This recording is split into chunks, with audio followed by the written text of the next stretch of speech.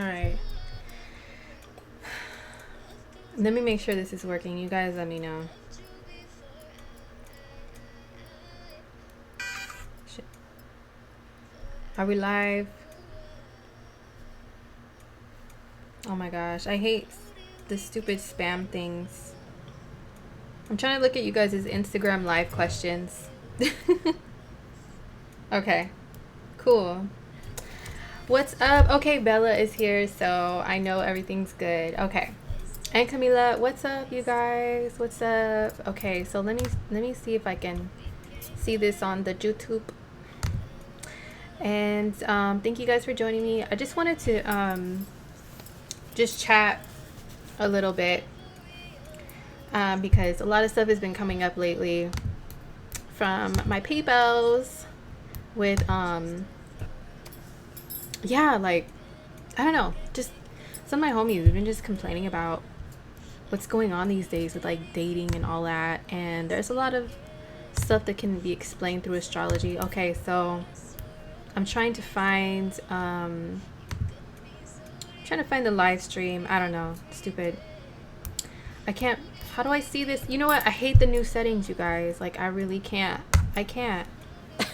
I can't with the new settings. I just cannot. Hey, what's up, Holly? What's up, you guys? What's up? What's up? Okay. So, some of you guys had some questions about like dating and astrology and everything. And I was trying to tell you guys on my IG live, but it was cutting out and being stupid. That somebody asked the question. The first question was asked, of course, was about the north and south nodes in synastry. Like when someone else has their south node or north node in the same sign as like something that you have in your chart, right? Hold on. Let me turn Janae down because I was like being all emo. Of course, emo Pisces moon. But yeah, so where's it at? Okay. So yeah, somebody asked me about that. Like, what does it mean? What does it all mean? Like when somebody has something of theirs that touches your north and south node or vice versa. So it all depends. I need to finish this before I go in because I have a lot to say about it. Like, ooh, child.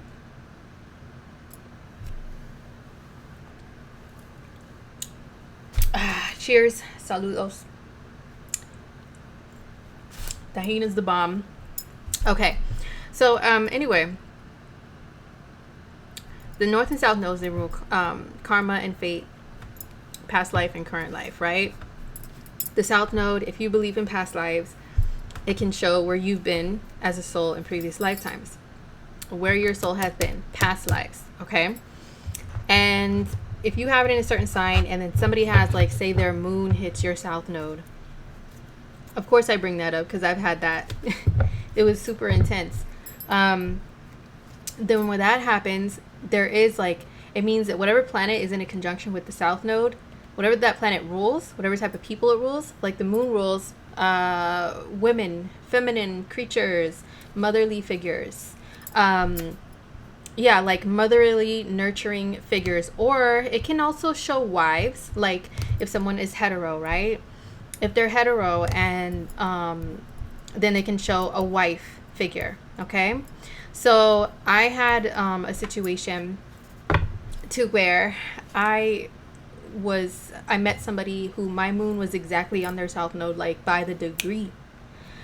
And you see what happened was, what's weird is with these relationships, some people say, oh, right away I knew that there was something, like immediately, instantaneously, like we were magnetically drawn to each other and blah, blah, blah, blah. There was this familiarity, whatever. A lot of people say they feel that right away. But I don't know if this is the case in anybody else's, but in my cases, personally, it's been like I didn't notice them right away like that. And they were like not my usual type that I would be like, ooh, about.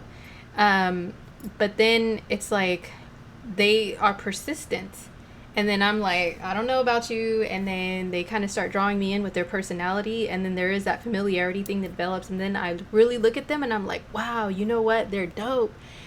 And so then you start feeling all this stuff. And it's like I've known you before. Where do I know you from? And a lot of times it's like you meet during odd circumstances. Maybe one person's in a relationship or both people are already in a relationship, or there's like a significant age difference. Maybe there's a huge difference in like cultural differences or something. They're outside of your usual type in some way, or you're outside of theirs. Okay, so there's some like weird differences, but yet you guys are like, oh my god, I don't know why we are so much it seems like we're a lot alike. We can finish each other's sentences. When it's something like the moon, for example, there's like a psychic connection. What actually with any planets, there could be you guys have like a psychic connection to where you feel each other from a distance. The moon is the worst. Personally, that I've experienced, the moon is the worst though. Like, oh my god, it's like I felt, even when this person got emotional about something in their lives, I felt their emotions and I would cry on that day out of nowhere. I would cry and I'm like, I know these are not my tears. What the is going on? Or I would have dreams of these scenes that are this person, something to do with this person, a scenario.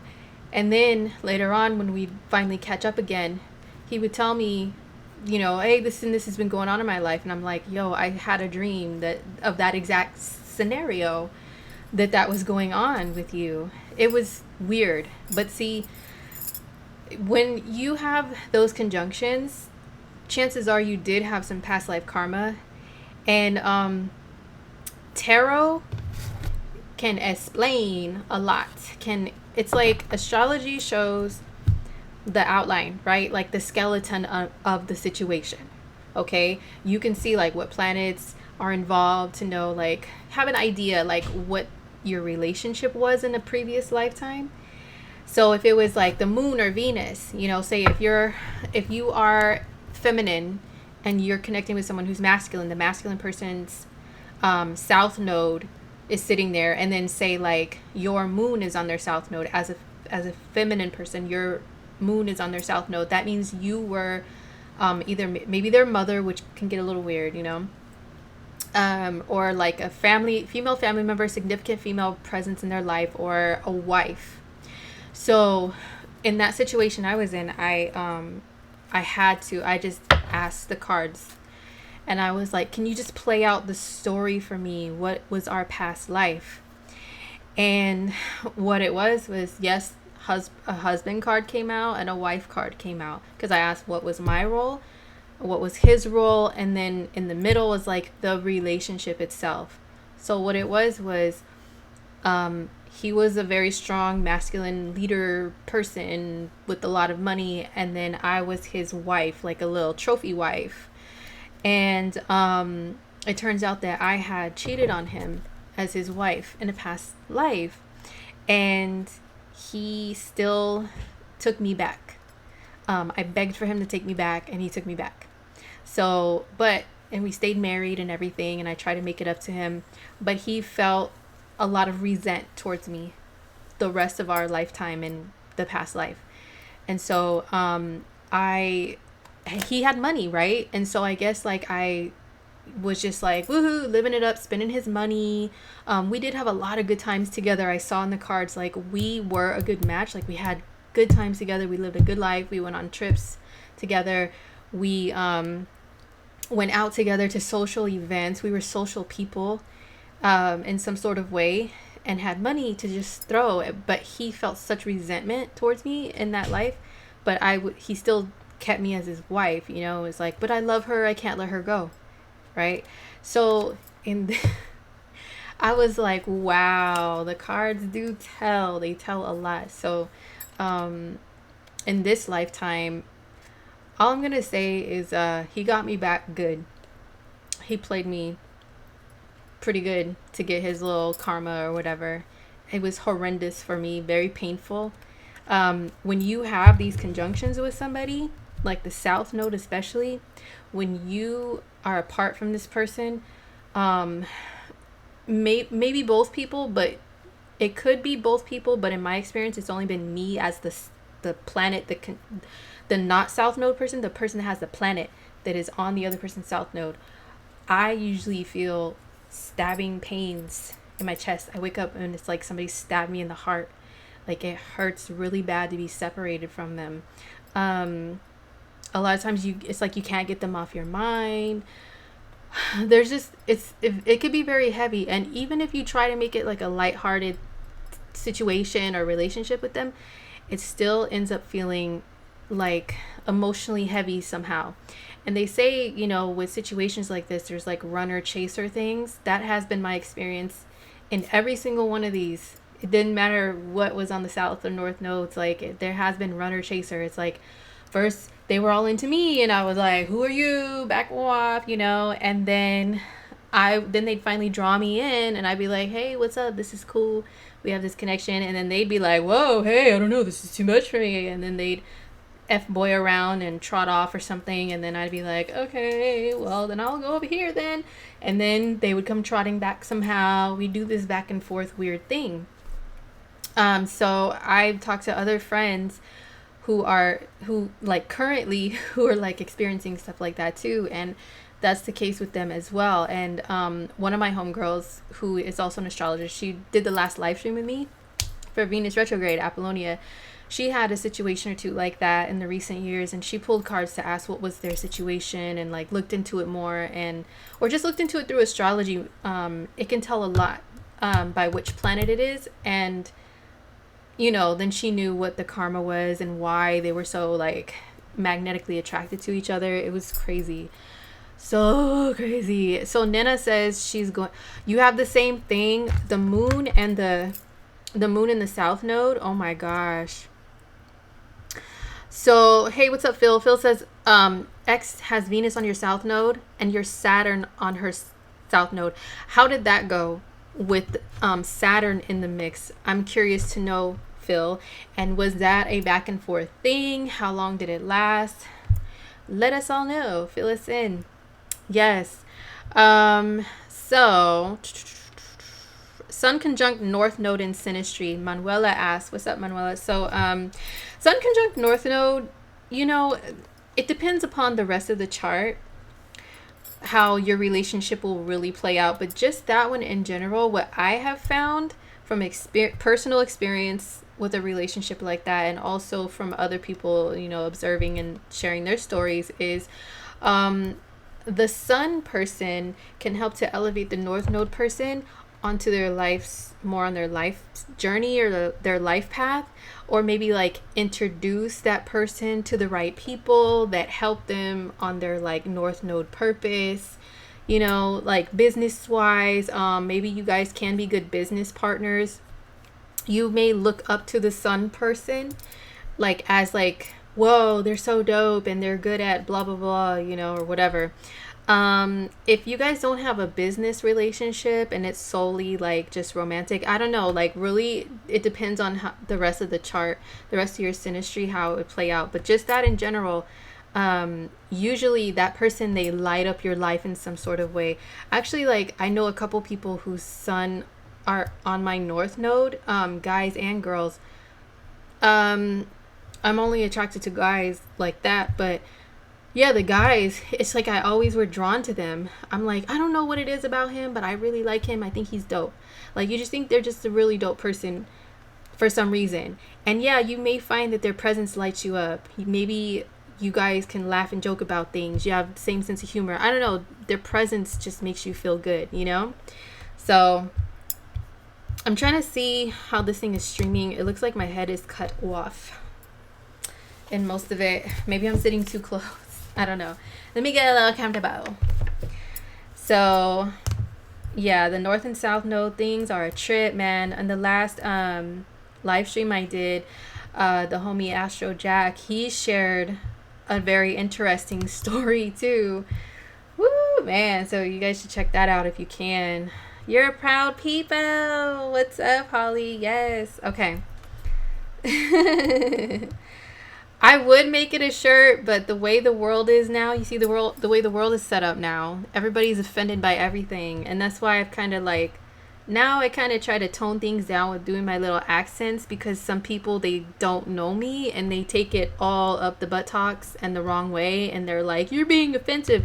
What the I'm just joking around. And I admire different accents. Like, I have a plain old American accent, and so anybody that talks different than me, I'm like, oh my god, that's so dope. And I don't know, it's a thing, it's interesting. Jeez Louise. The way the world is today, Neptune and Pisces make people like so sensitive. Okay, you need to buy some tarot cards, Bella. You know what? Yeah, they're a cool tool to have.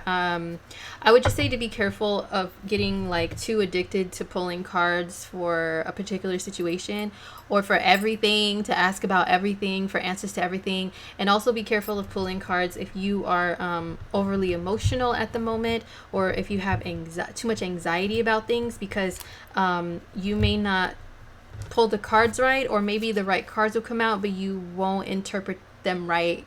They'll be interpreted from a place of anxiety, fear, or too much emotion. You know, you have to have a good balance of like the emotion to be able to channel all the little messages and stuff, and logic to be able to really tune into the messages clearly. You know what I'm saying? Sarah says, the guy I just met has Rahu on my Venus, exact degree. So North Node on your Venus. So how is that going, Sarah? Let us know. Like, was the attraction like magnetic, like love at first sight, or was it you attracted to him, him attracted to you? Like, how did it go? Okay. Is it possible for someone's planet to aspect other houses than the ascendant and the midheaven? Can someone's Jupiter in Gemini trine your 7th house in Aquarius? Yeah, it can. That's like a little... Yeah. Can someone's Jupiter in Gemini trine your 7th house? The 7th house cusp? Yes, it can. That's very minor. I mean, yeah, you can look in really extreme detail with stuff like that. But... you know, I tend to look for really, when like people say they have a really intense attraction to somebody, I look at more of conjunctions and like oppositions and stuff, the real like, and like what degree, and you know, all that stuff. Just met him, he says he was immediately attracted to you. Okay, wow, that's crazy. Yeah, you know what's crazy is like you're gonna start oh my goodness. Woo. You feel like when the North Node axis touches your angular houses, it's important. Bella, if you're talking about in synastry, like somebody else's North Node touches your like ascendant or South Node or whatever, yes, it is very important. I've had 2 so far, or 3 instances to where I was like oddly attracted to, I don't want to say oddly, like if they're just some nasty looking creature. No, they were very beautiful, beautiful guys. But to where it's like they didn't catch my attention at first. It's not somebody who I would walk by and be like, dang, like that.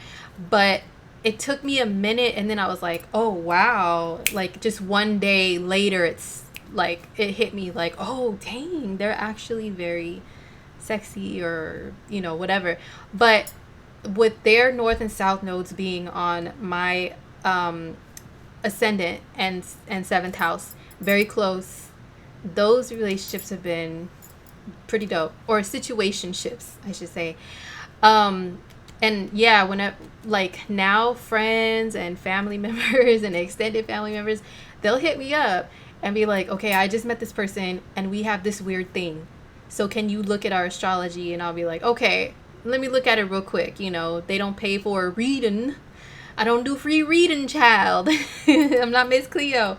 But I'll at least look and see, okay, when they describe the attraction, I'm like, okay, I'm hearing there's probably North and South node in the mix, and or there's Pluto, like Pluto oppositions, Pluto conjunctions, or something in the mix. And then I'm like, okay, Let me take a look and see if they at least have those. And then sure enough, bing, there's like north and south nodes on their, you know, first and seventh axis or something like that. Or there's like a Pluto opposition. Yo, the Pluto oppositions are crazy. Like the Pluto oppositions and conjunctions are just as crazy as like the south and north nodes. They're magnetic energy too, to where you're like super magnetically attracted to someone and it's hard to let each other go. And maybe you guys might be like kind of jealous or psycho over each other too. Yeah, those are crazy too. Moon conjunct South Node and his Venus and Jupiter. Oh, okay. Dang. That happened to you, Camila, but he was too young. Not your type, but he fell very hard. Oh my gosh, that's crazy. Yeah, you know what? It's crazy because like I'm like in a weird place right now. Let's just have little girl talk, okay?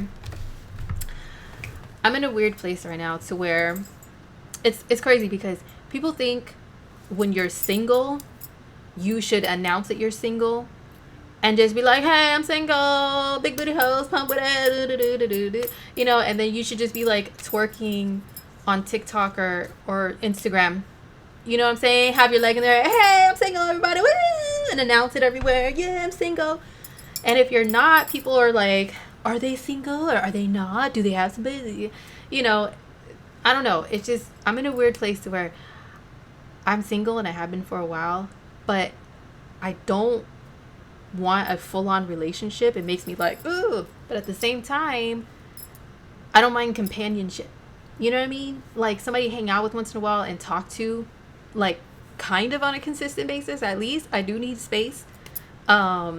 I do need freedom to still do me and be me and not have somebody all up in my grill 24 hours a day. And I don't care to be all up in somebody else's either. But so then my homegirls will tell me, especially air and fire sign homegirls will be like, oh, you just need to lighten up and you need to get out there. And of course they try to tell me to try dating apps. No, I'm sorry. This Taurus Scorpio is hiding away from the dating apps. No. Let me tell you guys something. I downloaded Tinder just to see how it works. I deleted it after 5 minutes. I'm not even bullshitting. Like 5 minutes is all it took for me to say, this is stupid as fuck. And this is not me. And these are the fools on here that I have to choose from. Like, oh, come on now. And I just deleted it. I'm like, this is stupid. So they tell me to loosen up, lighten up. So then if I do happen to like meet somebody and then I'm like, fine, I won't be such a Grinch. Yeah, here's my number, whatever. And then we'll get to like texting each other or something. And then you know me, I have to ask, okay, so what's your birthday? I'll ask them for their birthday. I'll look it up. And guess what? Something of mine is on something of their south node. And I'm like, oh, no, I'm sorry. I can't do this. I can't do it. I don't know what kind of karma I have with you in a past life to where you have come back and found me again to try to kill me or destroy me emotionally in some sort of way. Like, oh, no. I've been through enough of you guys. It's like every time I'm like, all right, fine. I'll give out my number. Like, what's good? Whatever. Let me just try to get to know somebody. I ask for their birthday and that's always what I find. The last time this happened to me a few days ago, I was just like, no, resisting. Then I was like, all right, fine. And then I asked, what's your birthday? What year? Yo, his north and south nodes are on mine. And I'm like, are you fucking... I cannot just meet people. I can't just meet people casually and just like, oh yeah. There's always something. I don't mean for it to be that way. And I'm just like, dude, I can't. I've been joking with people saying, yo, I'm looking at local monasteries and convents and looking up chastity belts online and seeing how much they are because your homegirl just can't. She is tired on a soul level of stuff like that. Like, I can't. So yeah, the nodal thing, oh my gosh, it's super heavy, you guys. I'm not gonna lie. I was gonna tell you guys, if you ever have like south node conjunctions with somebody and you have a past life and you ever pull tarot cards for yourself or you have somebody pull them for you, let me show you a card that I've always gotten when I had like a past life thing with somebody, that was like the card that said, hey, yo, you guys have a past life together. Let me show you guys the card. But yeah, it's interesting how tarot will like paint more of the picture though, for real. Where is it at? But yeah, will noon suffice for an accurate synastry reading? Okay, so using 12 noon, how do you ask for a birth time? Okay, this is what I did. Okay, hold on. Here's the card. Let me check and make sure that it's in the screen. Okay, yeah, here's the card. 6 of Cups. I don't know if you can see it. 6 of Cups. This is the you have a past life with someone card. Okay, so this is like the OG tarot deck, the Rider-Waite. But I have other decks too, and you know, that are in like the Rider-Waite language, if you will, of tarot, but like the pictures are different. But still, the 6 of Cups has come up. And the 6 of Cups, if you look at the card, it's like 2 kids, right? And one is like being very sweet and giving the other one flowers. And, you know, this card is about like going back to the past, like sweet memories. It's about memories, nostalgia. They say it's associated with the sign of Cancer. Cancerian energy can tend to be very nostalgic and, you know, very remember the time, like, you know, just going back and, oh, I wish that I could be with so-and-so again, or if we could go to remember when we went to this place, and collecting little mementos that remind them, you know, that have memories attached.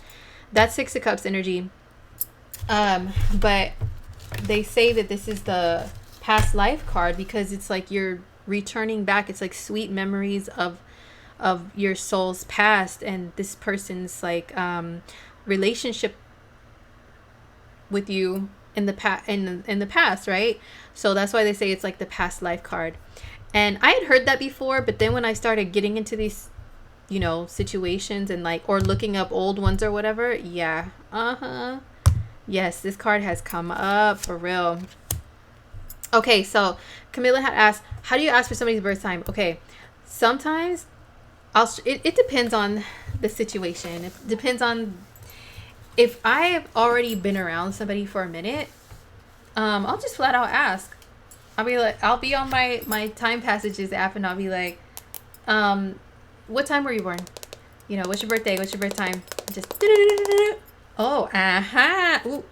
Oh, you have what? Mars where? Oh, you have F-boy Mars. Okay, all right. No, but I'll just ask. But if it's somebody brand new, sometimes I'll be like, hey, are you a more of a morning person or a night person? And then if they answer, then I'll be like, oh, okay. And then I'll say, and I'll ask them, were you born in the night or in the morning? And I'll just like try to tie the two together. So that's how I usually do. That's my little secret. So yeah, that's how you ask. Or some people, they just ask straight up, yo, what time was you born? Why you want to know? Because I do. So yeah. Hold on, let me go back to the chat. How do you guess a person's rising sign if you can't get a birth time or if you don't want to ask? You know what? Honestly, I'm going to be a nerd and say I don't like to guess the time, but like I don't like to guess it for other people. Meaning if I'm going to do a reading for someone and they're like, can you look at me and my man's, and I don't know his birth time, then I will not play with a birth time. I will just say, I'll just use 6 a.m. and then just look at the planets, you know, and where their planets fall in this person's chart, and then go from there. But if you are good enough at recognizing the signs, like the facial features, the voice, how their voice is, you know, if you're observant enough and know enough about astrology to be really good at like guessing someone's sign, guessing their ascendant, I would say then yeah, just play around with different ascendants. For example, if you notice that somebody, you know, like they have a nose that's more narrow, like their nose is more narrow and it's kind of like a perfect pointy nose or whatever, it doesn't matter their nationality or whatever, they may have a more slender nose than maybe the rest of their family, or it's like just this perfect nose, right? They might be a Libra rising, they might be a Libra rising, or maybe a seventh houser, because that's a Libra nose, very, thin, like slender and kind of pointy nose. Get to know the facial features of the signs. I know it's a little more complicated astrology, but that's how I do it. Like, I'll look at their features. I'll be like, they have a nose that's like this sign. A lot of fire signs, especially like Leo, Sag, their nostrils flare. They have flared nostrils. They almost look like fire. I always think of fire breathing dragons because I'm a weirdo like that. So fire signs will have more flared nostrils somehow. And Leos will sometimes have a nose that looks like a cat's nose. So, the person could be a Leo rising or a fifth houser, like, and just play around with those. I plan on doing some stuff to teach everybody those things in the future, but I just got to get my together, and then I can do some more stuff like that. It's kind of hard to tell unless you're very intuitive. Yeah. And if you like feel out the person's energy, and you're like, okay, I know they were born when the sun was in Aries, but their energy feels more like calm earth sign energy. They don't come off like, get to the chopper, rah, I want to kill everybody, like Aries. They come off as a little more calm, right? So then you just start to feel things out. I don't know, like, everybody doesn't have that ability. But yeah. If you know facial features, body types, and stuff like that that's associated with the signs, styles, the sound of their voice. A lot of people who, like men who have Virgo, heavy Virgo energy, a lot of times they have higher pitched voices. And then men who have like a heavy Taurus energy, a lot of times they have more lower pitched voices, or just very nice voices, or they could sing or something. Yeah. So I don't know, stuff like that. Can someone Mars conjunct your North Node mean in this time you're supposed to be enemies? You know what? It can mean that they come into your life to cause some sort of drama or conflict. Yes, indeed, I can vouch for that personally. I have experienced that. Somebody's Mars on my North Node, and at first we got along really well. And we were homies, we were cool and everything, but then he was trying to cause some drama within the family. He was an extended family member trying to cause drama within the family, and was really coming at me in this Mars way that was very inappropriate, and I had to check him. And he just kept coming at me with this like Mars energy that's not cool for, he was really trying to cause some drama and conflict, but I just put a stop to it. So it could have potentially went really, really wrong, and maybe even had the whole family fighting if I didn't see that and recognize that and say, you know what, all I'm gonna do is just like ignore dude. I'm not gonna feed into this. So yes, that can definitely someone's Mars on your North Node can mean enemy, or there's just something something stupid that they're trying to do to like destroy you or something in life, Okay. Yeah, guessing the rising sign. Yeah. Yeah, if you know the signs pretty well, you can guess someone's rising sign, or just like play with different rising signs and see if everything matches up with that rising and where the planets fall. He said, oh, the thought card was a wands card. Yes, the Knight of... You guys want to see the F-boy card? Even F-girl, okay? If somebody dates feminine, and this card even comes out for chicks, like, you need to check your girl, because she's out there trotting and thoughting. That's why I say trotting and thoughting. That's where I got that from. Okay, let me show you guys a couple of cards here, because I do watch a lot of YouTube tarot. It's going on 2 years that I watch it all the time, and I'm always learning. I've learned so much from watching readers on YouTube and their descriptions of the cards, and when they hold up the cards. The ones that are very technical like that, I learned a lot from. Okay. F-boy supreme right here. This guy. This little asshole. The Knight of Wands. Now, listen. This card I'm gonna talk stuff, okay? But he doesn't always mean somebody's trotting and thoughting. And you see, that's why I say trotting and thoughting, because he's on a horse. If you notice, he where's the screen? If you notice, you see he's got all the orange. This is a Sagittarius card. And I know Sagittarians are going to get all booty hurt and say, we're not all like that. Whatever. Listen, all Sagittarians have some F-boy or F-girl tendencies, number one. Okay? Tendencies. Not all of them may tap into it, but tendencies are there. Okay? Number two. This card is called the player card. I didn't name it that. I told you guys, I learned from other people. All right? And that's what they would always say. You notice all the orange on here. See, he's got like flames coming off him. Orange flames. He's on fire. He's got orange hair. He's got orange everything. Even though the little horse he's on is orange. It's in midair taking off. Okay? And he's looking out there. He's not looking. Some of the cards, it's like the person is looking forward, right? They're looking forward. Okay? Like, you could tell in which direction the person is looking at on the card. Like, that tells a lot. In this one, he's looking out there and his horse is going that way and it's in midair. Sagittarius is half man, half horse, like a centaur, right? This dude in Sagittarius is ruled by Jupiter, which is a planet that is orange. That's why orange is a color associated with Sag, big time. So this is a Sagittarius card because Sagittarians don't like to stay in one spot.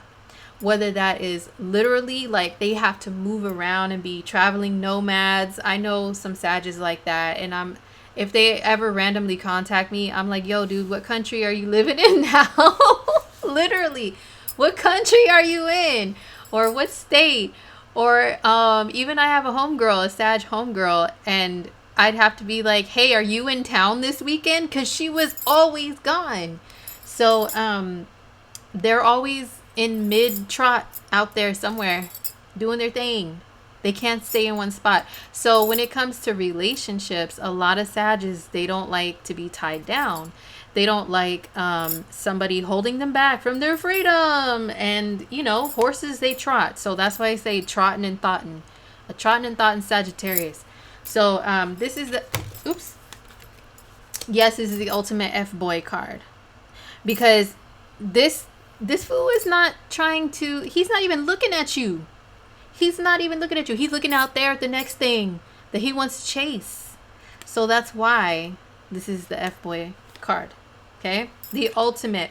Some say the King of Wands. Now the King is he's more mature. He's mature. He's older, but he's like playa from the Himalayas. Like he knows the game pretty well. Knight of Wands, he's a knight. He's a little more immature. He's just like, if a girl mentions the word relationship, he's like, oh, I gotta get out of here. Oh, and he like ghosts on her. Okay, this is the fool that will ghost you. And then maybe he might pop up again like 6 months later and be like, haha, sorry girl. I ran to the grocery store real quick, but how have you been? Can you send me, you know, some sexy pictures or what? That is this fool. This one, he's more mature, like I said. He knows how to play the game a little better. He's a little more smooth with it. But he's looking out there. He's not looking at you. He is not looking at you. Like, okay, I don't really like this fool either. I don't like this guy at all. He's an asshole. Okay. So I don't like him. But he's looking straight at you. The King of Swords, he's looking straight at you. Because he's like, okay, I'm going to tell you the truth. He's blunt. He's straight up. He's cold. He's cold-hearted. I don't like this dude at all. But he will tell you the truth, though. He'll look you in the face and tell you what's up. But yeah, these other ones, look, they're looking out there. They're looking at the next thing, the next, you know, next little thoughtin' by, trotting by, and then they're like, oh, I'm okay, see ya. So yeah, he's just a little more smooth about it. This guy is just like, it just takes off. For chicks, If you're interested in a chick and you want her to commit to you, she's not the one most of the time. This is the Nine of Pentacles. She ain't the one. They call this the single lady card. She likes to just be in her own zone, spending money on herself, getting her hair did, her nails did. She's also like the Empress card too. I can't find her, but she's like the Empress, like, but she's before the Empress, I guess. But yeah, she works very hard. She works hard for her money. She does a lot of things for herself. She's like, I'm good by myself. Like, what do you have to offer me? You know? So she likes to be good all by herself. Yeah, so if you're trying to get a feminine a chick to commit to you and you get this card, usually it's like, nah, she just wants to be kind of by herself doing her own thing right now. I think I'm kind of like the Nine of Pentacles right now. I think she's kind of my card. One of my cards. I'm the High Priestess. I asked my deck before, who am I? And the High Priestess came out. I was like, yeah, she's a Pisces. Yeah, that's right. She's got the moon. I'm a Pisces moon. She doesn't say much, but she knows a lot. But I think this is me right now. Like, I'm just trying to work on my little coin, treat myself, better myself. And it's like, what can you do for me? I don't need you to pay my bills. I'm not trying to ask you for money or to do anything for me. I can do everything for me myself. So I'm good. So like, what can you really truly offer me? Yeah. So anyway, she's not the one. I really don't like him. I can't stress enough how much I do not like the fucking King of Swords, you guys. If you ever ask, how is he feeling about me? How does he feel about me? And this flies out, he's a asshole. Like, he's just trying to be cold. He does not want to get into his emotions at all and feel anything for you. He's just like, no, I have things to do and I ain't trying to be thinking about you. Like, ugh, I don't like him. The King of Cups, he's cool. And actually, he's looking out in another direction as well. But what I see in the King of Cups' eyes, if you ask, like, oh, how does this person feel about me or whatever, and you ever get the King of Cups, see, the cups are emotional. They're water. It's emotional. So he does have feelings. And when he's staring out there, I feel like he's more looking out there in like a daydreamer type of a way. Like, he's really in his feelings, and it's just like, that's what's on his mind is his feelings, and he might be daydreaming about you. He's still trying to hold it together, but he's like really daydreaming about you though. That's the look on his face to me. So King of Cups can be a player too, don't get me wrong, especially if he's like reversed. He may have his little smooth player ways about him too. He could like manipulate you and sweet talk you and stuff, but just surface level stuff, I can go on and on and on, but yeah. Yeah, those cards are crazy. Ooh, you guys want to see the card for the South Node and the Pluto? Excuse me, South Node or Pluto. If you have a Pluto conjunction in your chart with somebody, right? Or Pluto opposition. Let me show you guys the quads, okay? Like, say you have Pluto and Scorpio, and you meet somebody that's got planets in Taurus, and Taurus and Scorpio are opposite signs, right? So their Taurus stuff opposes your Pluto. You're magnetically drawn to them, and you guys have this thing to where you guys can't let each other go. And you may like fight and at each other all the time and be like, you know what, I'm leaving, I'm out of here, I don't want nothing to do with you anymore. But then someone always comes back. Somebody always comes back. You may have some Pluto in the mix, or like something of theirs, like you meet someone, say you're Pluto and Scorpio generation, you meet a Taurus something, or you meet someone with planets in Scorpio, their stuff is conjoined to yours. You guys can have a toxic relationship to where you're addicted to each other, you're obsessed with each other. Maybe there's things about each other you don't even really like very much, but for some reason you're like, no, you're mine, you're not going nowhere. If I can't have you, nobody can have you, like all that type of stuff. The Devil card, because the Devil represents lust and fear, and obsession and stuff like that. And then these two are chained in between the devil. He's got them chained together. So when you have Pluto stuff really heavy between you and another person, that's what it can be like. And also the South Node stuff could be like that too. I've gotten the devil card for South Node conjunction situationships I've been in, to where you're like addicted to each other, you're obsessed with each other, you can't stop thinking about each other, you can't let each other go, you know what I'm saying? So yeah, that's the devil card. The lovers card is a decent one to get. They say the lovers card is about choices, but I have seen the lovers card and experienced it come up when you really feel like somebody is your other half, or because it's like it's supposed to be Gemini energy, which Gemini is the twins. But it's like one person and there's two sides to that person, right? It's Gemini. So when you get this card for like you and another person, a lot of times they do feel, or you feel, or both of you feel like you're each other's other half. Like you mirror each other, like, wow, like I got this for a guy to where I feel like he's a male version of me in many, many ways.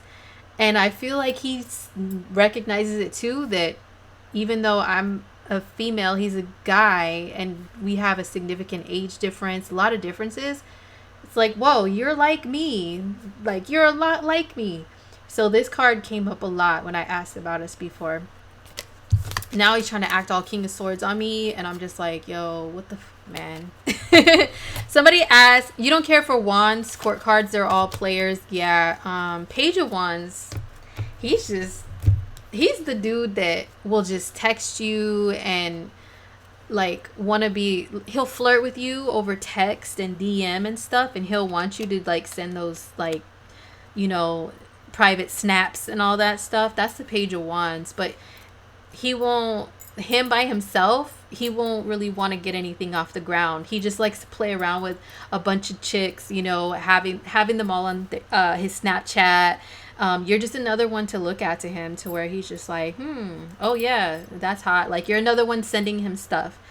That's a Page of Wands. I don't really like him either, unless not by himself. If he's along with other cards, it's like, okay, good. There's like flirtatious energy here between us, like conversation wise, which is dope and very needed in relationships. But yeah, it depends on the other cards. But then by themselves, no.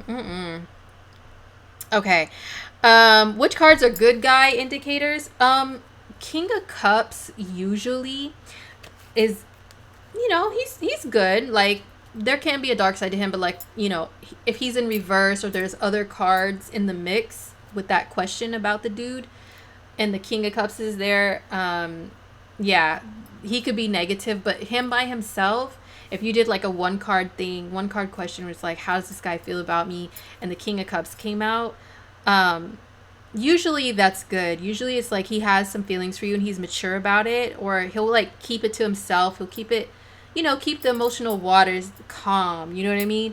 He won't be like, oh girl, I love you, and like dedicating songs and stuff. Most of the time he won't be like that. Knight of Cups, he's cool, but the only thing is, like Page of Cups, he's cool, but he's flirting with you and telling you all the things that you want to hear romantically. You know what I'm saying? I like him. It means somebody's reaching out to you and they have feelings for you, and maybe they'll tell you in some sort of way. This card by itself. Page of Cups, yeah, he could be cool, but at the same time, pages are immature. So it could be like, yeah, he'll tell you all this good stuff, but it may not stick.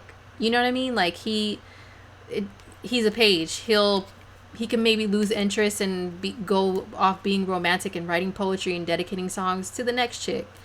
Knight of Cups, yeah, you know, he's cool too. He's still kind of immature in the game, but he's developed little skills. He's actually bringing you something too. Well, this guy, he has a fish in there. They say he's a Pisces and a poet and a romantic and all that. But Knight of Cups, he is like, I'm bringing you something. I'm offering you something. This could be someone offering you a date, an actual date, not just talking. Usually Knight of Cups is good, but Knights, see, his horse is in motion too, but it's like slowly but surely I'm getting to you, girl. But his horse is still in motion. You know, he can have a bad side too. But yeah. So let's see. He's cutthroat. Yeah, if you're talking about the Knight of Swords, oh my gosh, he could say some stuff. King of Pentacles, yes, the Pentacles. See, cups are, if you guys don't know tarot, cups are water signs. Wands are fire signs. Swords are air signs. This is my favorite. I love the Two of Cups. Hardly ever get it. Nah, I can't say that. I get the Two of Cups sometimes. And then the Pentacles are coins, which is earth energy, like the earth signs. So just in case you guys didn't know. Oh, here's me. High Priestess. Hey. If any of you guys have ever pulled cards or asked your tarot decks, like, what card represents me? Let me know in the chat what card you got. This is usually a really good card to get, the Four of Wands. If you ever ask, like I've asked before, what is this person's intentions with me? Or like, you know, different questions about a particular relationship. And this card came out a lot. They say, oh, this is the marriage card. It means they want to marry you. It doesn't always mean that. It can mean that 4 is stability. Because, you know, you need 4 pillars for something to be held up and to be sturdy and stable, right? And this is like a wedding, like 2 people that got married. But it doesn't always literally mean you're going to get married to that person. It could just mean that you feel at home. You guys feel at home with each other in a good way. Like, you know, you guys feel like this warm, because this is Wands energy, which is fire. You guys feel like a warm home-like energy together. I've gotten this for a past life person too, a lot. When it came to what our past life was, how our relationship was in the past life, in the previous lifetimes. And also this one came up a lot. And really, that person does feel like home to me. And maybe I might feel that way to them too. But like I said, they're trying to be the motherfucking Knight of Swords. And I just can't. Bella! Oh my god, pull a card. Okay. I'm going to get to you guys' other comments and questions. But since Bella was so gracious to send me a super chat, of course, girl, I'll pull a card for you. Let me shuffle a little bit. So what question did you want me to ask, Bella? So Starry Night Dreams, you always pull the High Priestess too for you? Yes, I'm sure with a screen name like that, I'm sure you do. I'm sure you have dreams that really tell you things too. Mm-hmm. All right, yeah, Bella, let me know what you want. What specific question did you want me to pull a card for you? Okay. Someone you know has Saturn in Taurus, Jupiter in Taurus, and you're a Taurus moon. Okay, so if there's Saturn and Jupiter are on your moon,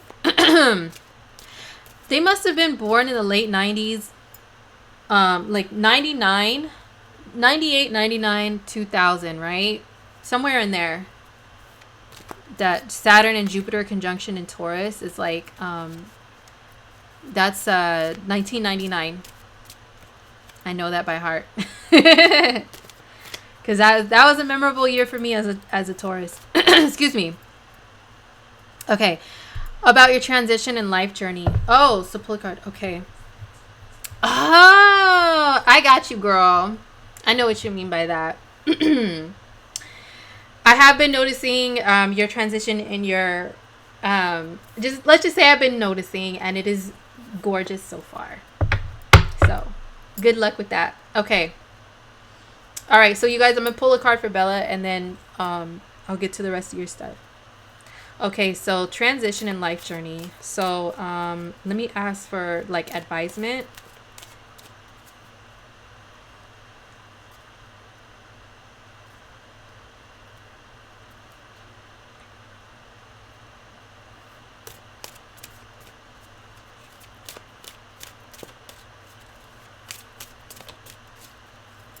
I like to shuffle until something flies or flips out. That's the best way for me to pick, so hopefully it doesn't take too long. But if you're just joining me, hey, what's good? I'm pulling a card for someone that sent me a super chat.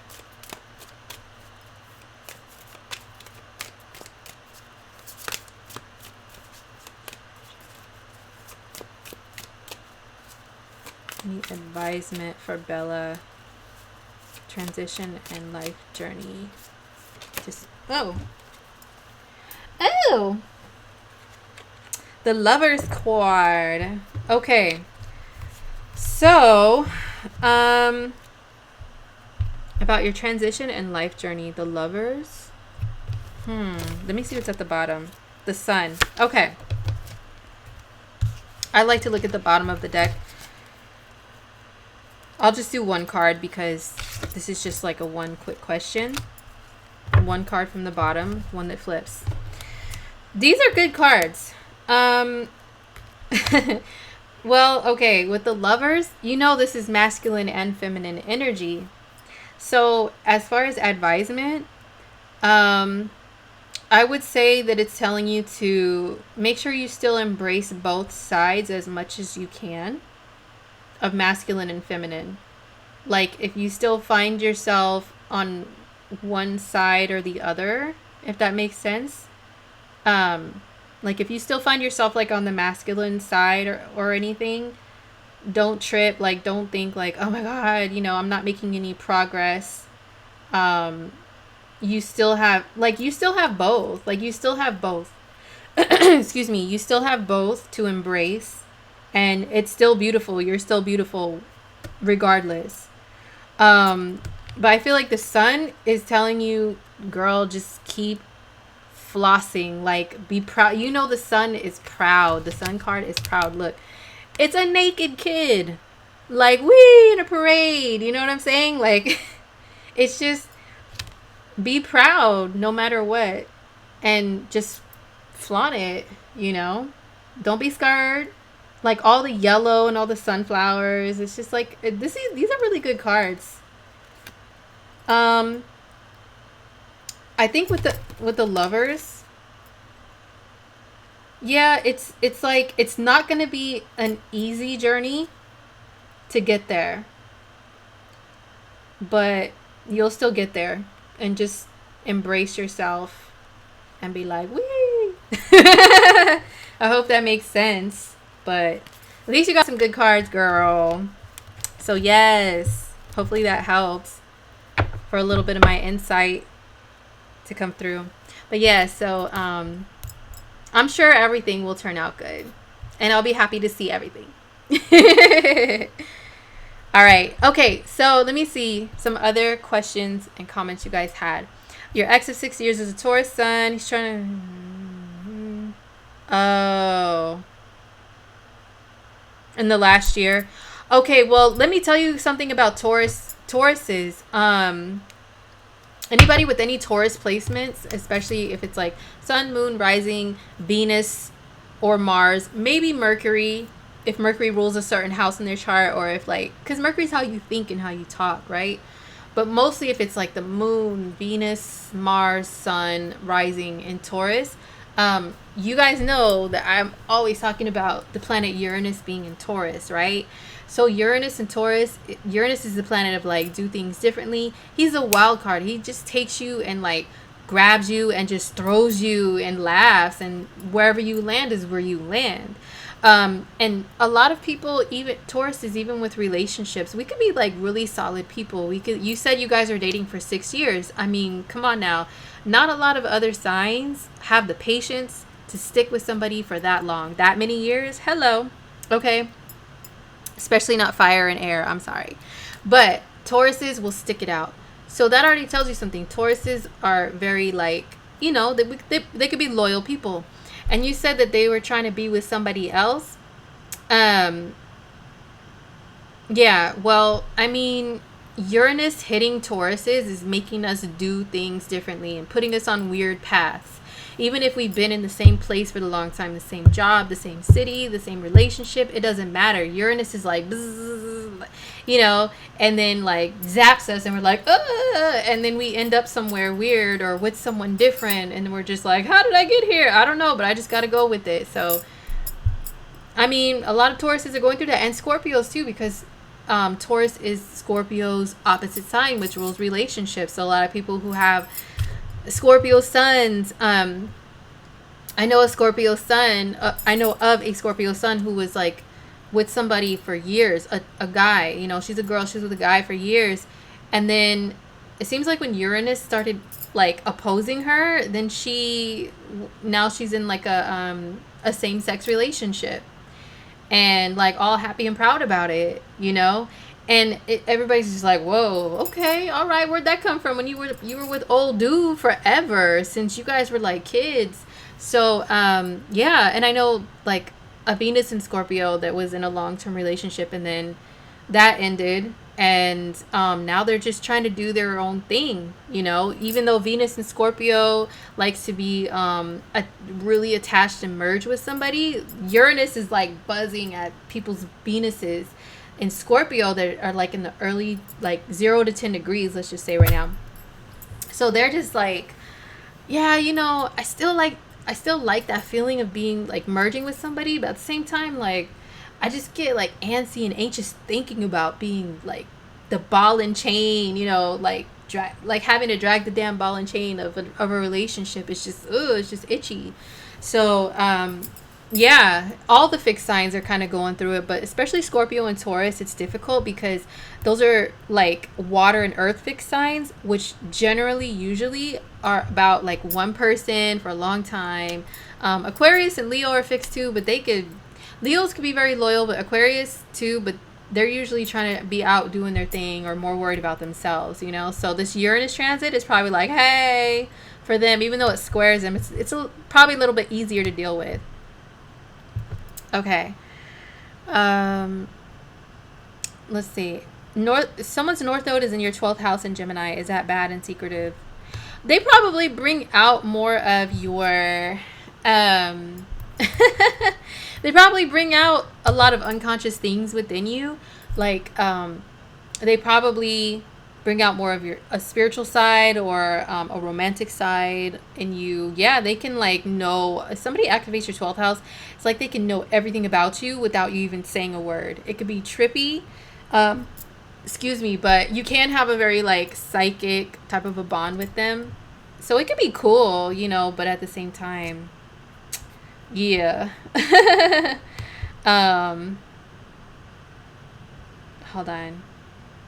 Yeah, so it could be cool and everything, but for some people, they like to stay private, you know. And so somebody activating their 12th house is like, ooh, you're like all up in my business without me telling you. I don't know if I like the feeling. It doesn't have to be bad and secretive. It depends on the rest of your chart, but sometimes when somebody is in your 12th house, it does mean that the relationship can start out as being like a secret relationship or being on the low, or with somebody creeping. Or maybe one or the other wants to keep the relationship a secret, or both of you guys might. So yeah, blah blah blah la la. I'm just trying to see if I got you guys everything. Okay. Pluto conjunct Moon in Scorpio. Oh, Holly, you said you've had dreams of marrying love. Dang. Yeah, I'm going back and looking at some stuff. Yeah, some of those stories are crazy, you guys. Yeah, but those North and South Node relationships, like I'm telling you guys, they're intense, man. I can't just like I can't just casually meet a dude at the freaking grocery store without we have some sort of nodal conjunction, and I'm like, yo, man, this, man, I'm just gonna stay. I'm about to shave my head, have a Britney Spears moment, and just stay single, like by myself, to myself, like really just go straight to the nunnery on for real. I can't, man. It's crazy. How can you figure out somebody's time of birth if you can only get a birth date? Valerie asks. Oh, I kind of went over this earlier. If you know, how can you figure out someone's time of birth? You can get a ballpark figure if you're very intuitive and if you know a lot about the signs, and you know things like body types, facial features, how their voices sound, and also if you know, like if you know like time, like transits pretty well. Like if you know new moons and full moons, like what they bring to someone. If you notice that, like, if you suspect somebody to be a certain rising sign, for example, and you notice there's a full moon coming up in their sign, and just pay attention to how they react to certain transits, and you can kind of figure out their rising as well. I've done that before, and that helped me to, like, And then finally I would find out that person's birth time, and I'm like, yo, I was right. It's crazy. So there's, you just gotta know. I don't want to sound like you just have to know astrology, like uppity or anything, but if you know your stuff, you can probably figure it out or play with a couple ascendants. Like, I have a homegirl, and she has like Capricorn. She has like Capricorn features and Capricorn traits, but she also has Leo. So I thought maybe she's a Taurus sun sign, right? And she mentioned, oh yeah, my teeth used to be really jacked up as a kid. Well, Capricorn rules the teeth. So a lot of times Capricorns either have really, really nice, like really some of the nicest grills you ever seen in your life, or they have problems with their teeth, like major problems. Like their teeth are like throwing up gang signs, like that, those type of teeth. A lot of Capricorns have issues. So I'm like, okay, the teeth thing, that's Capricorn. Wanting to rule the world, that's Capricorn. Being very, everything is about work and business, that's Capricorn. You know, where's her Cappy at, right? But then she had like the cat nose that I told you about that Leos will have. So I'm like, okay, maybe she's a Leo rising and her Taurus sun is in the 10th house. And then she got her birth time from her birth certificate, and she's like, no, I'm a Capricorn rising.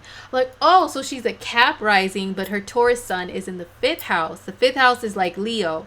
So that's where the Leo nose came from. And then Cap rising is where the Cap teeth and all the Cap qualities came from. So knowing stuff like that, like what parts of the body certain signs rule, to know if they're like well endowed in that area, or if they have a lot of issues in that area, stuff like that. Just, I don't know, like it's a lot to study and a lot to learn, but if you have knowledge like that, you can, you know, sometimes kind of figure out their ascendant or play around with different ones. How would you interpret the Venus and the moon being a 12th house solar return? Man, moon in the 12th is super emotional. You'll be in your feelings a lot. You can also be very creative though. Like maybe you could write some songs or some poetry during that year. But you'll definitely be like in your feelings a lot. Taking a lot of time just to like think about things, daydream about things. You'll be very sensitive, no doubt about it. How about someone's Chiron conjuncture Venus? Well, they can either wound you or heal you, or both. I mean, Chiron's called a wounded healer, so you know, you just do a little math or whatever. They can wound you or heal you or do both. Trust and believe. Okay, I've seen Chiron play out in both ways between people when they have a significant Chiron aspect between them. Yeah, it's played out in both ways. Oh my god. Okay, so you know what? Some people on Instagram had questions. I wanted to be fair to them, and answer some of their questions. Hold on.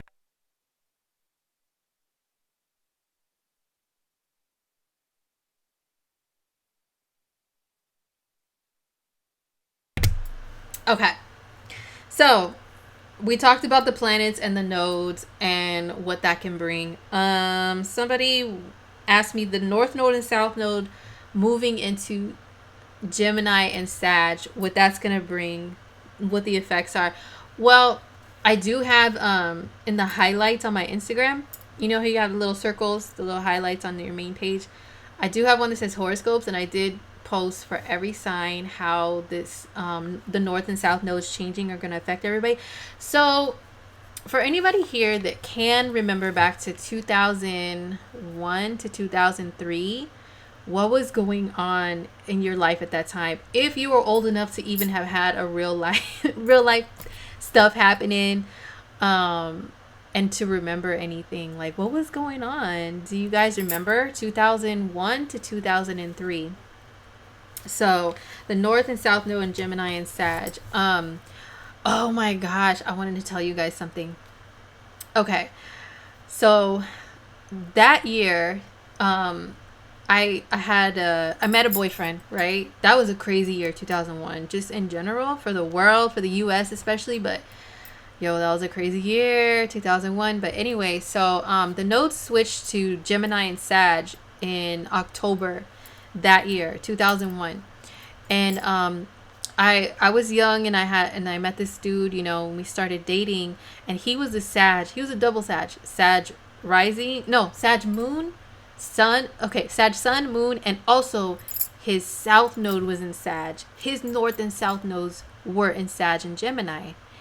And then he had like a Sag stellium. And so when we met, it was Halloween. It was 2 weeks after the nodes switched signs, right? And this fool, typical Sag F-boy, even as a teenager, I found out later that when we met, and, you know, he courted me properly and stuff, like, we met, we started talking, we talked on the phone all the time, and he took me out on dates and everything. And then a couple months later, he asked me to make it official and be his girl and all that. And I was like, oh, okay, you know, whatever. So anyway, I found out later that he still had a girlfriend when we met and when we were dating, like going out on dates, talking on the phone. He still had a girlfriend. I guess he was trying to leave her or break up or whatever, but he hadn't yet. And he was just doing F-boy things, right? I didn't know this at the time.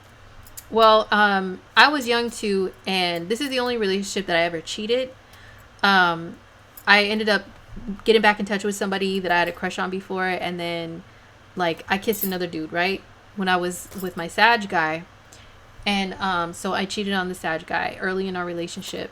And we had a very intuitive connection because, like, some of his stuff was on my Pluto, and, like, oh my God. So I could, and he was all in my 12th house. So there was nothing that I could hide from this dude, right? It was such a psychic, weird connection. I'm talking about, we would try to call each other at the same time all the time. I would just have a feeling, and then I would look out the window, and here he would come driving up to my house. Well, to my parents' house, whatever. Every time I got this little feeling and I looked out the window, his car would be coming around the same way every time I got that feeling. So very psychic connection. So I couldn't hide nothing from him. So he just had a feeling like something was up, something was wrong. And I would just be like, no, whatever. I would deny it for a long time. And then finally I came clean. I told him, look, I did cheat on you early in our relationship. I kissed another guy, you know, I'm sorry, whatever. And he made me pay hell for that. But then, yo, his little sister snitched him out and told me that he still had a girlfriend when we first met. So, and not only that, but he was still doing a lot of F-boy things in our relationship. But yeah, I was the bad one because I admitted that I stepped out on our relationship. So I was total, like, karma for him. He thought he could just skippity-doo-dah, like, trotting and thotting around like Sages love to do. But then, you know, he was all in love with me, and I dropped that bomb on him. Like, guess what? You know, this other dude. And he was so sad about it. And we broke up, but then he came back. So anyway, that's what happened the last time the nodes were in Gemini and Sag in 2001 and 2003. And guess what? So they switched in October. We met in October, started dating. They left Sagittarius and Gemini in 2003, and that's when we broke up. We had a really bad breakup. I'm talking about, like, I had to call the cops one time to come get him out of my house. They had the helicopter cops and everything. And he was on meth, and, like, just, it was just crazy. Wild. I have the wildest relationship stories. He kidnapped me and took me out of the country against my will because he was all, like, geeked out on meth. It was just insane, you guys. He tried to kill us both by driving us into oncoming traffic head on. And took me to Mexico, and I was like, nah, I don't want to go with you. You're a psycho. You're trying to kill me, and you're going to bury me in the desert. And it was just crazy relationship. Yes, when the nodes were in Gemini and Sag, and he's a Sag. So I was his karma, and he, like, oh my God, it was just so insane. I don't need, universe, please don't give me a repeat of that. Like, oh my God. So, but yeah, that's my story. You guys, I need to grab my laptop charger really quick, but type in the chat and let me know if you guys were old enough to have any type of life back in 2001 or 2003 to really remember anything, to where you could see, like, a cycle repeat itself over the next couple of years. Let me know in the chat. I'll be right back. I'm gonna grab my charger and stuff, but I don't want to show, like, booty butt cheeks in the camera, so hold on. I don't know what I'm doing. Okay. Yeah, how do I disappear in Scorpio again on here?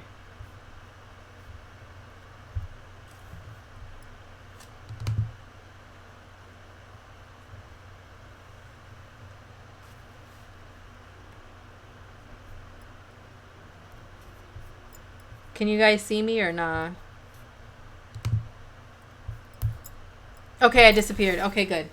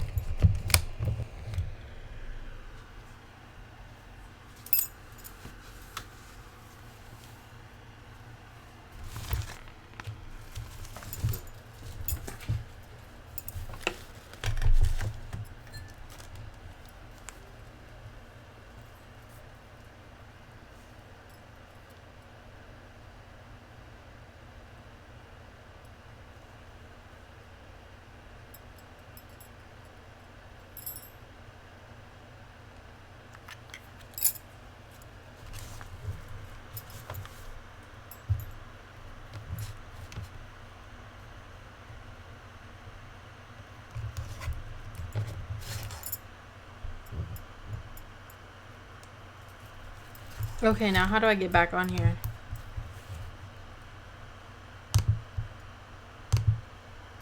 Oh, you know what? I can make this a little bigger. This is weird. Okay. Is this better? Can you guys see me now? Okay. All right. So I'm back. Okay. So, Moonlight Oranges, that relationship sounds like a movie. It was. It was like one. Like, geez Louise. It was the wildest. It was super wild, you guys. Like, oh my God. Wild in a good way, because Sages are a lot of fun and adventurous. Like, we were like never home. We were never home. We were always out and about somewhere, being adventurous, out, sometimes roaming in the mountains and stuff. Like, we were never home. So he was a lot of fun. Like, Sag is so much fun to me, but yeah, he was a crazy one. Um 2001 to 2003, yeah. Melissa says you were in high school. What was cracking in high school, Melissa, back then? Like, what was going on? Let me know. Let us know. Let us all know. What was going on at that time? Yeah, 2001 to 2003. But if you want to know how the North Node and Gemini, South Node, and Sag is going to affect everybody, just, I typed out a whole freaking bunch of stuff. And I put them in the horoscopes highlights on my Instagrams. But yeah, some people say that this is about like truth, like the North Node in like the Gemini Sag axis. There's gonna be a lot of stuff about like what's the truth and what's not, especially when it comes to media and publications, because Sagittarius and Gemini can rule like news and publishing and stuff like that. And what the truth really is about is like Gemini, or I'm sorry, Sagittarius. Sagittarians are all about like, although those motherfuckers could be liars, lying, so can Geminis. But the sign of Sagittarius is about the truth. It's buffering. Yo, you know what, you guys? I need to probably up my what's it called? I probably need to up my internet. Yeah. What's it called? Like, get a higher speed. I need a higher speed internet. But anyway, they say that this Gemini Sag axis is about like the truth. Like what's true, what's not, so yeah, we'll see what happens with the world on a global scale, on a collective scale. But yeah, we'll see what happens. But this is kind of we are seeing kind of like a repeat of 2001 right now, because remember the US went through a crisis of 9/11, when the nodes were in the same sign, same degree.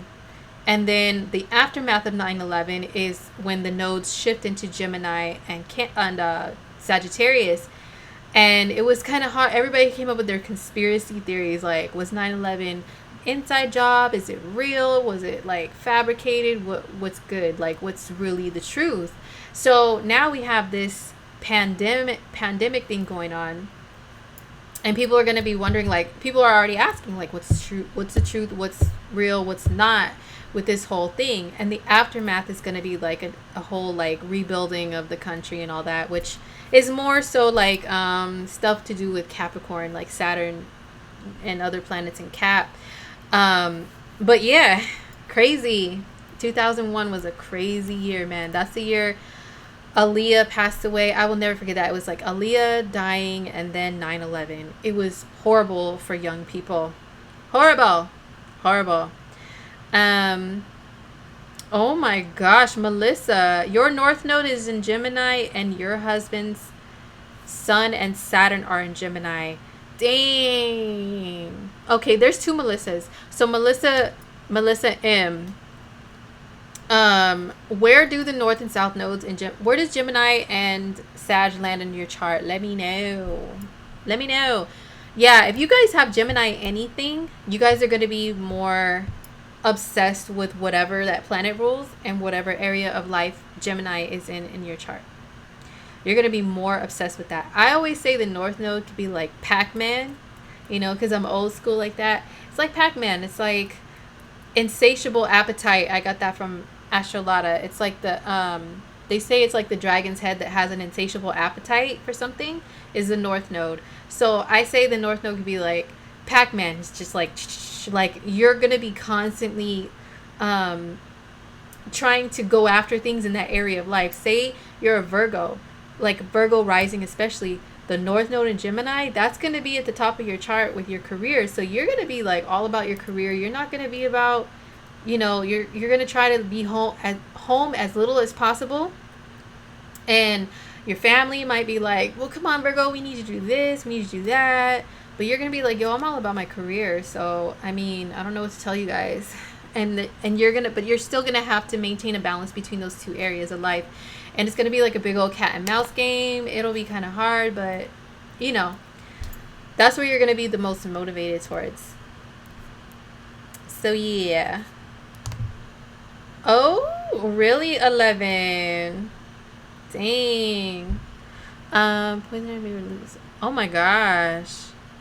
Melissa, that was a big year for you then. That was where Melissa M, where does Gemini and Sag land in your chart? Let me know. Okay, so somebody on Instagram also asked, what about synastry? Like if somebody's Venus and Mars are in the same signs as your Venus and Mars? Okay, well, I mean, basically that's a good thing. It means that your ways of expressing love and your ways of expressing, like, you know, desire towards each other are the same. They're going to be very similar. So it's really good. Because she gave the example, what if one person has Gemini Venus, the other has Gemini Mars? Venus and Mars together, hello, masculine and feminine. I mean, come on. What do you think? We're all adults here. Like, you know what I'm saying? What do you think is going to happen? It's really good chemistry. Really good chemistry.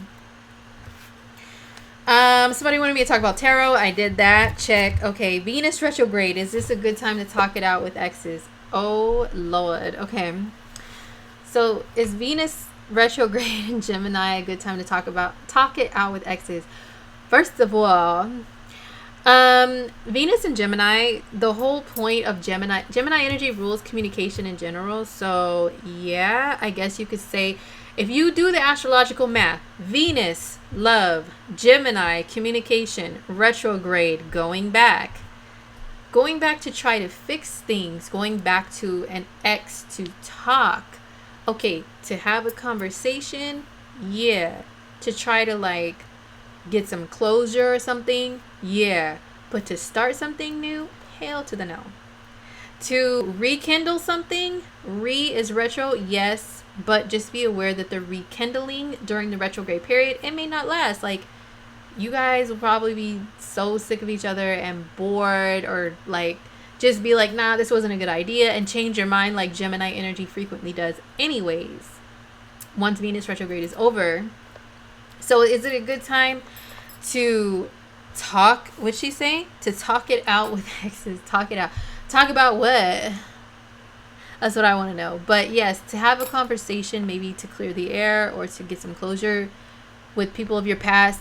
Yes, people do tend to come back and apologize during Venus retrogrades. So yeah, it can be a good time, but just be cautious and just be aware that if something ends during Venus retrograde, and if something starts up, both the endings or starting of things may not last during this time. You may like break up with somebody when Venus is retrograde, but then when Venus moves forward again, maybe you guys are like, you know what, that was stupid. So whatever happens during this time, like the opposite can happen once Venus goes direct again. Just keep that in mind.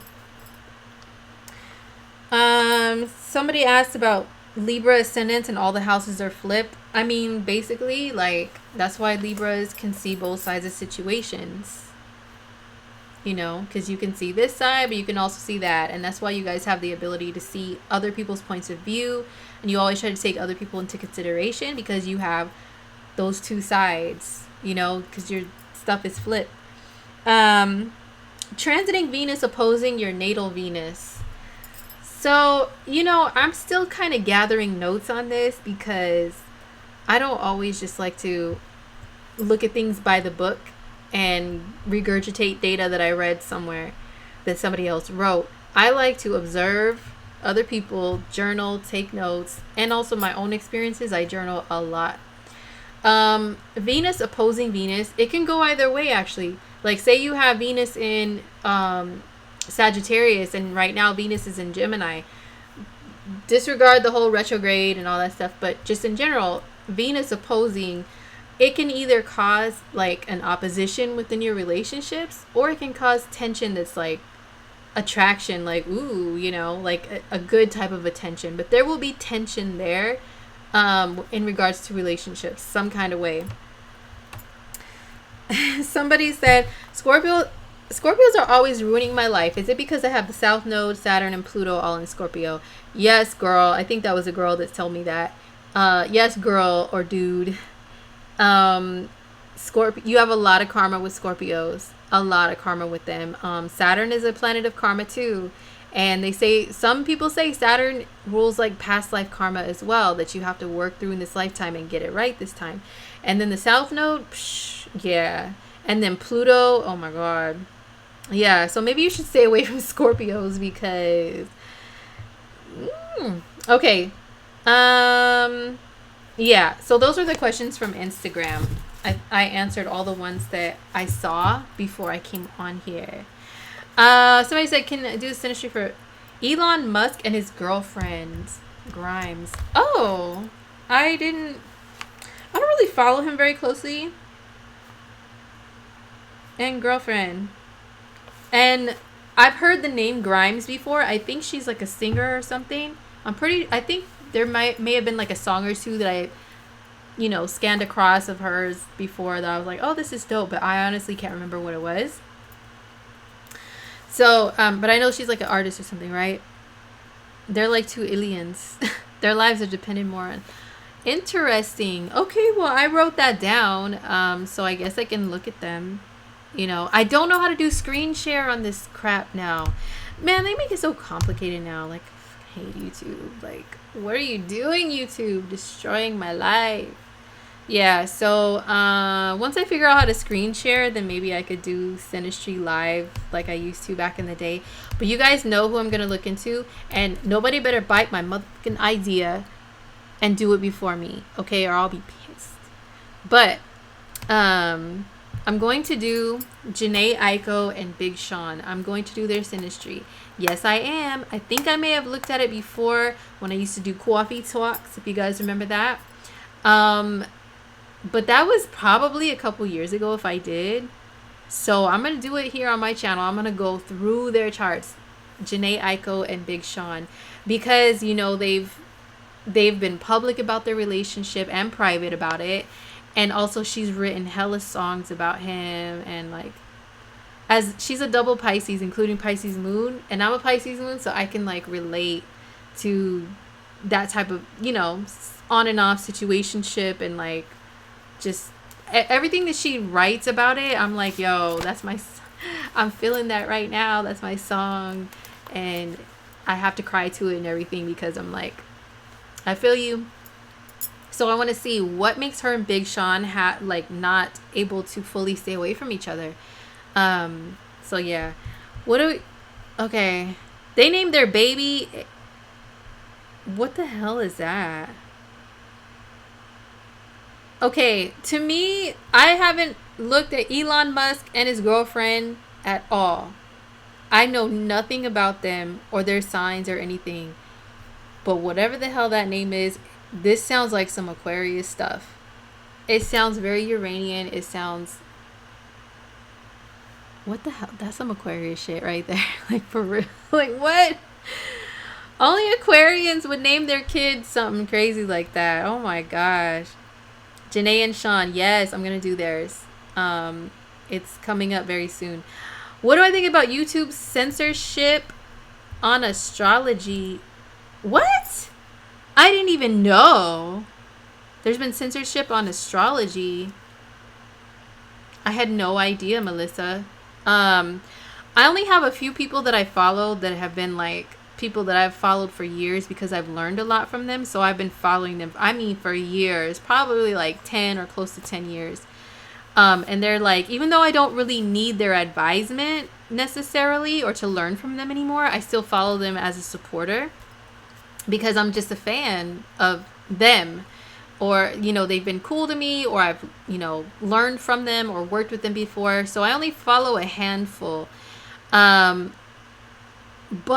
I've heard a rumor the other day from a fellow astro nerd on Instagram that said something about videos are being censored or pulled down, but I didn't know it was like astrologers. I thought it was maybe something else. That's crazy. I didn't know that. But I know that they're censoring a lot of stuff now, and that does have to do with all the stuff in Capricorn, as well as Saturn and Aquarius, because Saturn is about restriction and Aquarius rules the internet. So, I mean, go figure. So yeah, Elon Musk has about 6 kids with this ex-wife. He's a Cancer. Oh, okay. Well, Cancers do like to make babies. I mean, there's a sign of babies and pregnancy, so, you know. Yeah, now I'm curious, especially with that weird alien robot name. You said they named their kid. Oh my gosh, I cannot. So yeah. Okay. Well, I feel my voice it's starting to go out. You guys know what happens to me all the time. And my little drink has been gone. I drink it all mostly on Instagram, and I still have like this whole, you know, this was only a couple dollars, you guys, are like $1.99 or something. It's that's a lot for me. I don't really drink that much, but like, dang, I bought this for my birthday. It's, you know, I'm in my solar return, I'm a Leo moon for a year, and Leos are all about their birthdays, like making a big ass deal about it and celebrating their birthdays like the whole month of their birthday and even like weeks after. So I'm like, yo, especially because of all this quarantine crap, I'm saving this. I bought this on my birthday for my birthday. I'm saving it for when all this is over, you know, have a little get together or something, you know what I mean? Little kickback. Okay, so I'm gonna sign off, you guys. I hope you guys enjoyed this little chat. It was just random whatevers. I don't even think I'm gonna have the replay up. This was just to talk to you guys, really, because like I said in my Instagram live, I have a Sun and Mercury conjunction in Taurus in my chart, and now there's a Sun and Mercury conjunction in Taurus in the sky right now, and they are hitting my Taurus stuff. So I'm just like, and now I've talked so much, I have almost no voice. So yeah, if you guys don't have any other questions, I'm just gonna sign off. excuse me, but turns Leo. I know, right? You know what? So far, being a Leo moon has been fun. Um, I am in a mood for more fun and more selfies.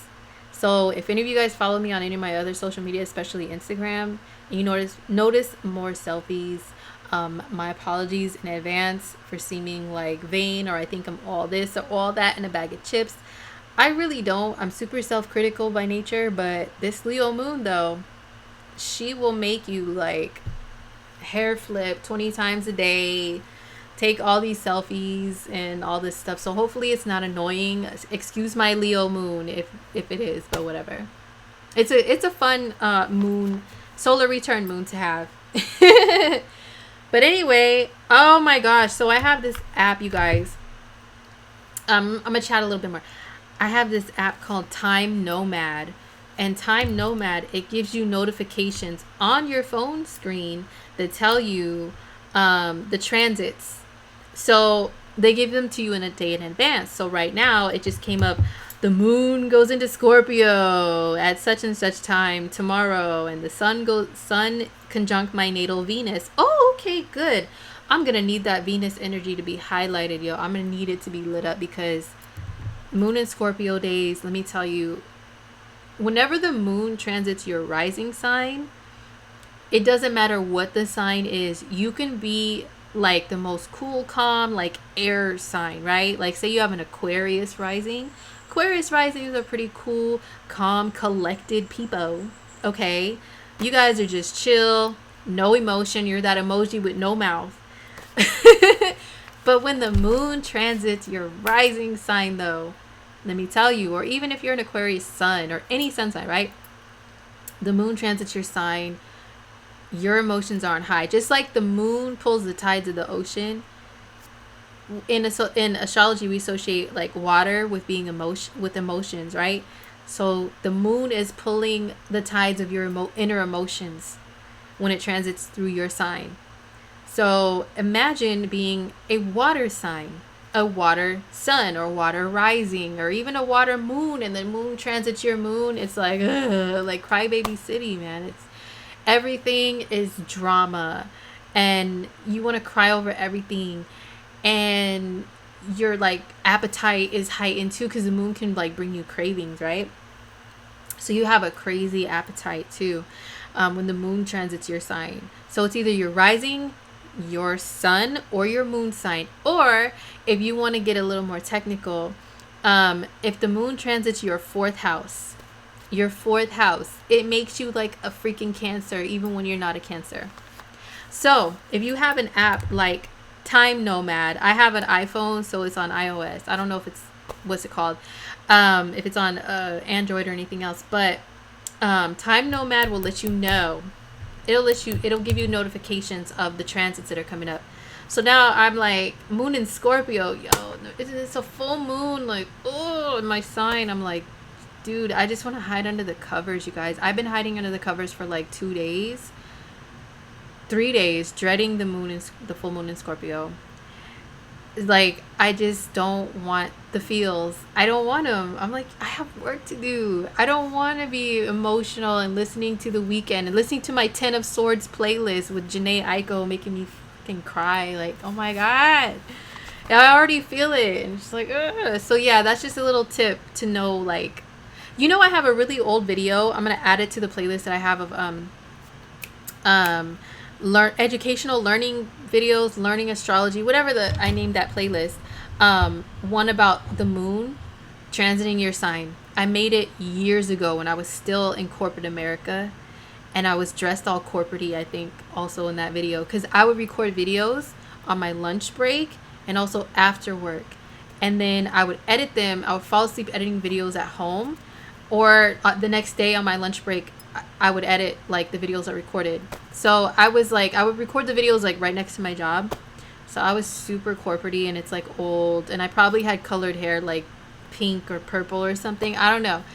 So yeah, if I look a lot different and I'm talking more corporate-y, that's why. But I will find that video and I'll add it to the playlist so you guys can know the moon phases, especially if you are a feminine being, okay? Or even if you're masculine, it can still heighten your emotions and stuff that day. I've seen even dudes, like I have two sons, and when the moon is in their sign, they are physically male, but you know, if you have like water sign if energy, earth sign energy, like any of the feminine signs heavy in your chart, with which my boys do, they have a lot of earth and or water.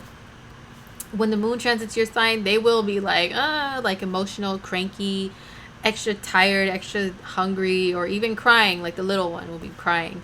So yeah, it's a good tool to have to know where the moon is at. Okay, like it really is.